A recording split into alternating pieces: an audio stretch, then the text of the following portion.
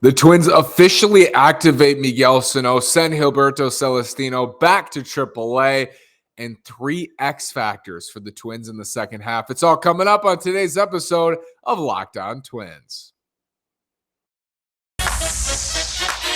You are Locked On Twins, your daily Minnesota Twins podcast, part of the Locked On Podcast Network, your team every day.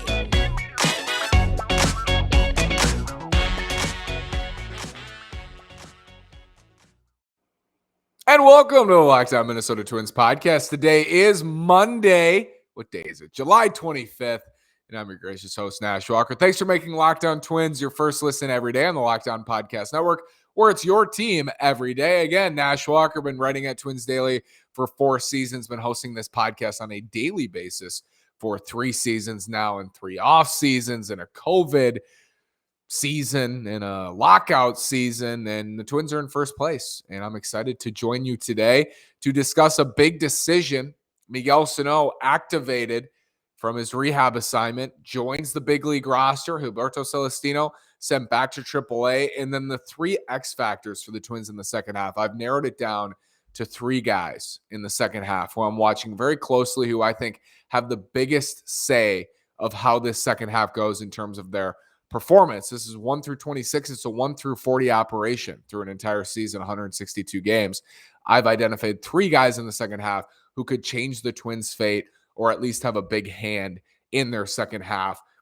First, Miguel Sanó activated. He is not one of my X factors, but he could be an X factor for the Twins here. If Miguel Sanó is 2021 second half Miguel Sanó, as I said yesterday, he is a legitimate middle of the order bat. He will help the Twins. Now, people are worried that Alex Kirilloff and Jose Miranda are going to lose playing time. And I'm not worried about that because I don't think it's going to happen. I agree that those two should absolutely not lose playing time to Miguel Sanó. And I don't think they will. And I think tomorrow you'll see how that's going to work. Ethan Small is a lefty. He's starting for Milwaukee, at least listed as the probable bad lefty. So a good start for Miguel Sanó to get in against a lefty who has not had good results. I think Sanó will play first base. They're going to get him on his feet day one, first baseman. DH will be Jose Miranda, and third base will be Gio Urshela. And Luis Arraez doesn't start against lefties anyway, so he's not going to start. It'll be Sanó at first, Gio at third, Miranda at DH, and then Alex Kirilloff probably in left field. I think that's what you're looking at tomorrow for the Twins, with Kyle Garlick in right, Buxton hopefully back in center, Correa at short, Polanco at second. I think that's the group you're looking at. Gary Sanchez behind the dish.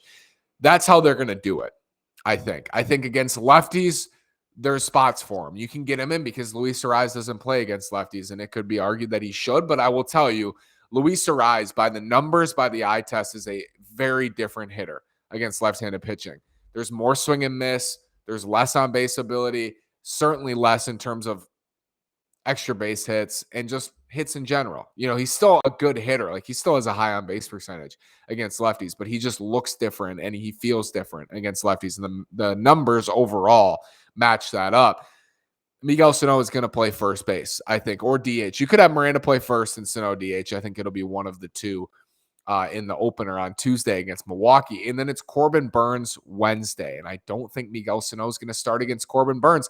I don't think they're going to start him.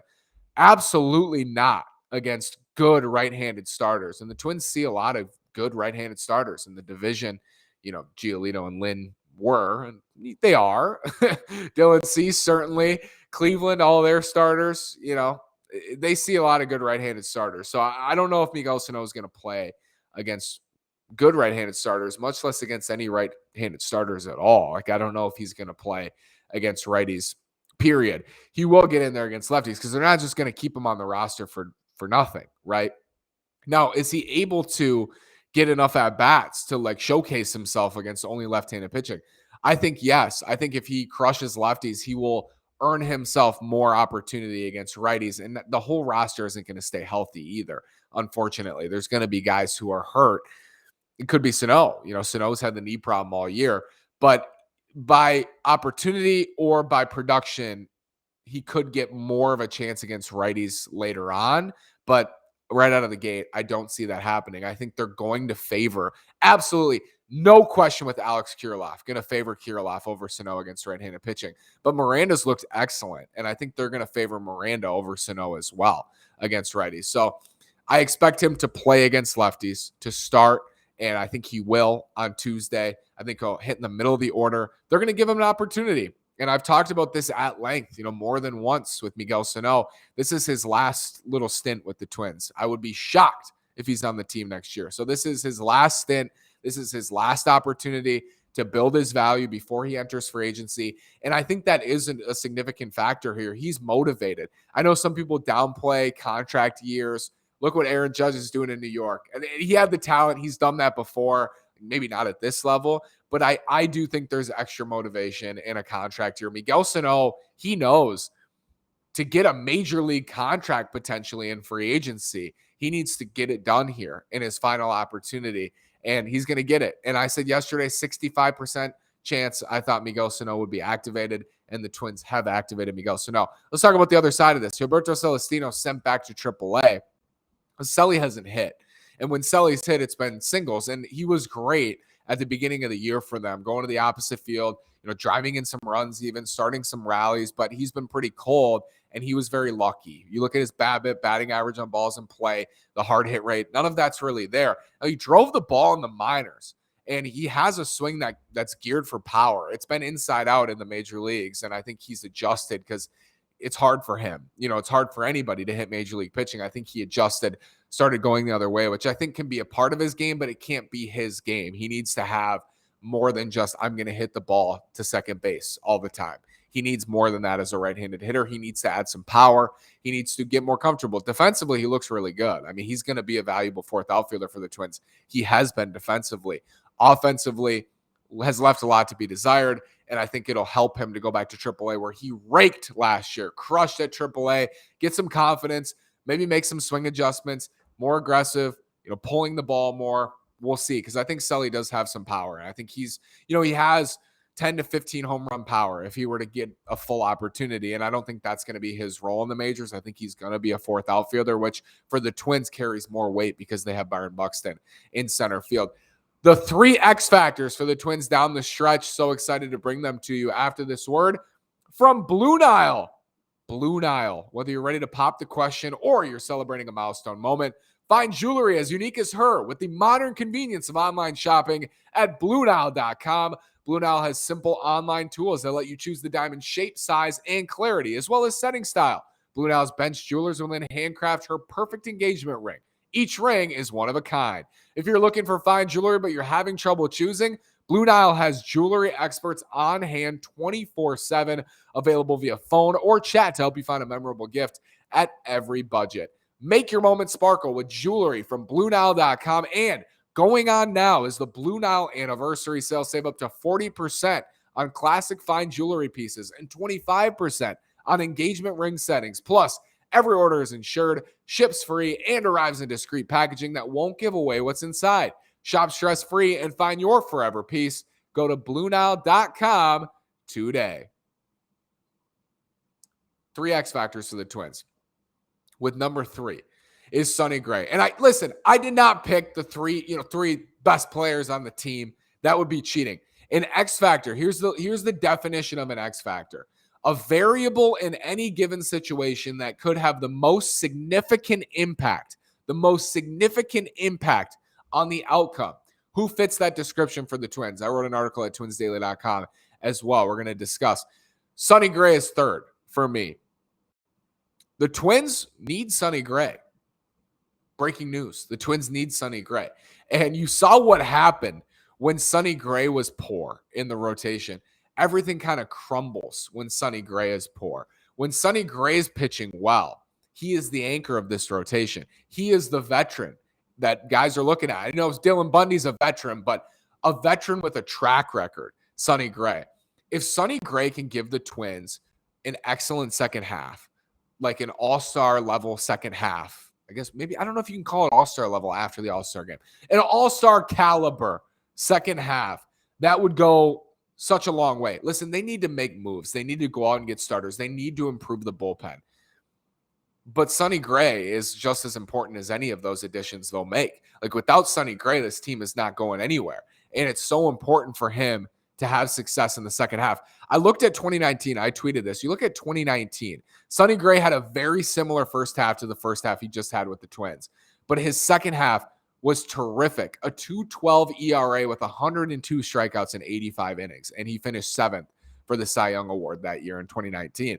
That wasn't that long ago. It was 3 years ago, but Sonny Gray is capable. He's capable of having an excellent second half. He's off to a great start with the way he looked in Detroit. He's very important. He's the third. You could argue he's second. I don't think you could argue he's first. You could argue a switch with him and my second place player, but he's absolutely a top 3 X factor for this team. There's a reason I didn't include like Luis Ariz, Jorge Polanco, because while they're very good players, I think their range of outcomes is less than these 3 I picked. And Sonny Gray, because the rotation needs help, he's very important to the rotation. Second place, Carlos Correa, the second biggest X factor for the Twins in the second half of the season. For this reason, I think we've seen flashes of Carlos Correa. I think we've seen moments. I think we've seen weeks and months even where he's very good. But he had a shortened spring training. He got off to a very slow start. He got COVID. He got hit in the finger and was out for a while. We haven't seen him unleashed yet. And I don't think Twins fans have been treated to who Carlos Correa is on like a daily basis because he's been out. And he's on pace for about 4 wins above replacement in 122 games. He's on pace to play only 122 games because he lost so much time. If he's healthy in the second half, this dude posted 7.2 wins above replacement last year and saved 20 runs for the Astros.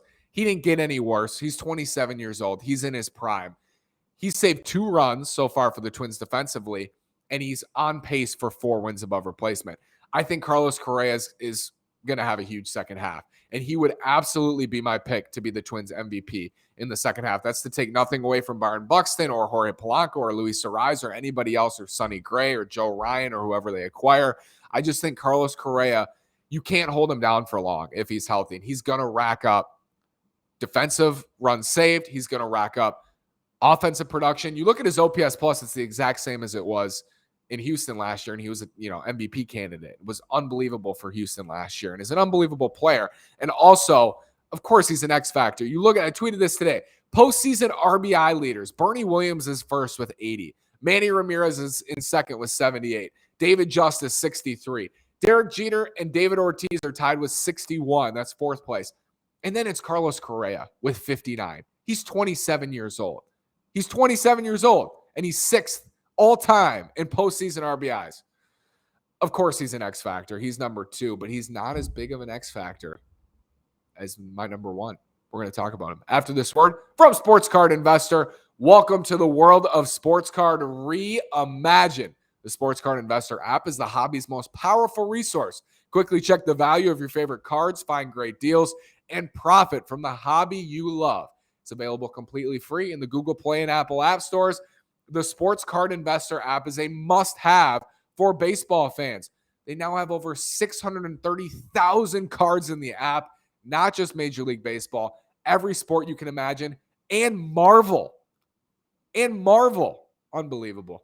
Go to sportscardinvestor.com or download the app in the Apple App Store or on Android.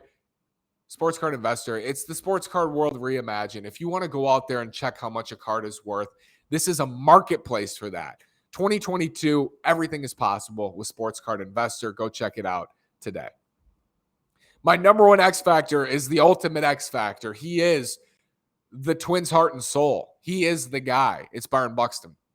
I mean, Byron Buxton is maybe the biggest X factor in Major League Baseball. When you look at where this team is at when Byron Buxton doesn't play, and listen, I know it hasn't been a great year for him consistency-wise, but he's got 23 homers. He's produced 3 wins above replacement. He's been in and out of the lineup. He's played only 43 games in center field.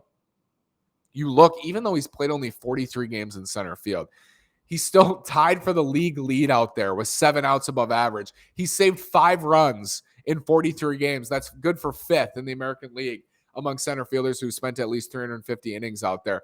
Incredible defensively when he's on the field. We know that. And then at the plate, what he's capable of doing, the stretches he's capable of putting together.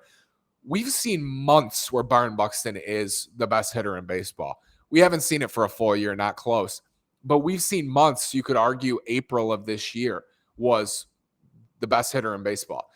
Definitely April of last year, one of the best months in Twins history, one of the best months you'll see from a major league player. That's how good he was last year in April of 2021. If he can do that in August or September, absolutely he's the biggest X factor. For as great as Carlos Correa is, and he's capable of putting together great stretches, and I think he's primed to do so, there's nobody on this roster with more upside than Byron Buxton because of what he brings defensively, offensively, the buzz and the energy and the enthusiasm he plays with. And I also think, I'm not trying to compare him to Correa. Correa is an amazing player with an unbelievable track record. The Twins, since 2019, are 143-97 when Byron Buxton starts. That's a 96 win pace. And 119 and 121 when he doesn't. That's an 80 win pace. Incredible. It continues every single season. Now, they were 29 and 30 when he started in 2021. That was an awful year. And a lot of those starts were in April where he was hitting home runs late in games to take leads. And then Alexander Colomé was blowing said lead, or Tyler Duffy was blowing said lead.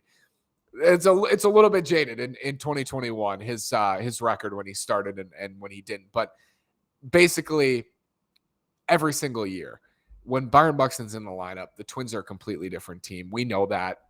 If he can put together a stretch, what if he had that month? Like, just imagine the possibility here. This is why the two goals were win the Central and keep Byron Buxton healthy for October. This possibility gives me chills. What if the Twins held on in the Central, which they're more likely to do than not? It's not a guarantee. It's far from that, but they're more likely to win the division and go to the playoffs than not. You have a healthy Byron Buxton in October, and he puts together one of those months in October. Like, that's why goal number 2 is keeping Byron Buxton healthy for the playoffs, because there are very few players in the world who can do what he does, which is heat up for weeks, a month at a time, and homer, it feels like, on a nightly basis, and drive in loads of runs and make amazing catches in center, save runs, dive around the field, take a bag. He changes the game. He changes the game. What if you had him doing that on the biggest stage? I mean, that's the exciting part, I think, for me, because he's capable of doing it at any time. He's capable of turning it on at any time. And if you combine that Byron Buxton with postseason Carlos Correa, who's been there, done that, knows how to lead in October, knows how to get big hits in October, knows what it feels like to win in October, the possibilities are really endless. And that's why I'm excited about the Twins going out to get some pitching, because I think that this team, and you may not feel this way, and I understand, because they do feel far away on the pitching side, but I think the offense has so much upside. And I think with the experience of Correa and having him with Byron and having Alex Kirilloff come up and hit and having Jorge Polanco and Luis Arraez in an MVP level season, having all those guys, the upside is great offensively. You can even put Miguel Sanó into that conversation. I'm not going to push it, but you could if you wanted to. The upside offensively is massive. And that's why I'm excited about the possibility of adding pitching, and why I don't view it as out of the realm of possibility for the Twins to get into the tournament in October and make some serious noise, because I think they do have upside, especially offensively. They can build upside pitching on the pitching front with some good moves. And as I said, with Sonny Gray, they need guys to step forward and perform, not just Gray, but they need Duran to stay healthy and Joe Ryan to get it done. But they have enough upside, I believe, in my heart. And I'm a Twins fan for life. I love this team so much. And I'm so dialed in, and I'm so passionate about this club. But I still think, when I take a step back and I look at them, I believe in my heart of hearts that they can put together an October contender. And a big part of that is Buxton. A big part of that is Correa. If they didn't have Carlos Correa, it'd be a completely different conversation. But you do have Carlos Correa, and you likely won't have Carlos Correa next year. I know people are hopeful he'll opt in. It's 30, and it's possible he does, but it's unlikely. It's unlikely. And it's especially unlikely if Carlos Correa has a big second half, which I think he will. If he has a big second half, he's even more unlikely to opt into the contract. But if he has a big second half, the Twins probably win the division because he is the second most important, X factor on this team for them. They're not going to win or lose with Correa. They're not going to win or lose with Buxton. But those guys, I think, have the biggest swing along with Sonny Gray. Let me know what you think in the comments. Let me know. Thanks for listening today. Thanks for making Locked On Twins your first listen every day. Now make your second listen to the Locked On MLB podcast. MLB expert Paul Francis Sullivan brings humor, passion, and unique perspective on every team and the biggest stories around the league. Follow the #1 daily league-wide podcast, Locked On MLB, on the Odyssey app, YouTube, and wherever you get your podcasts. Thanks for making Locked On Twins your first listen on the Locked On Podcast Network, where it's your team every single day. Go over to twinsdaily.com. Check out my new articles. Daniel Bard, Noah Syndergaard, Tyler Mahle, Frankie Montas. So many guys I'm writing about at twinsdaily.com. And let me know what you think in the comments. Thanks so much. Twins are back in action. I'll be back with a post game on Tuesday. Thanks so much. Have a great day. Go Twins.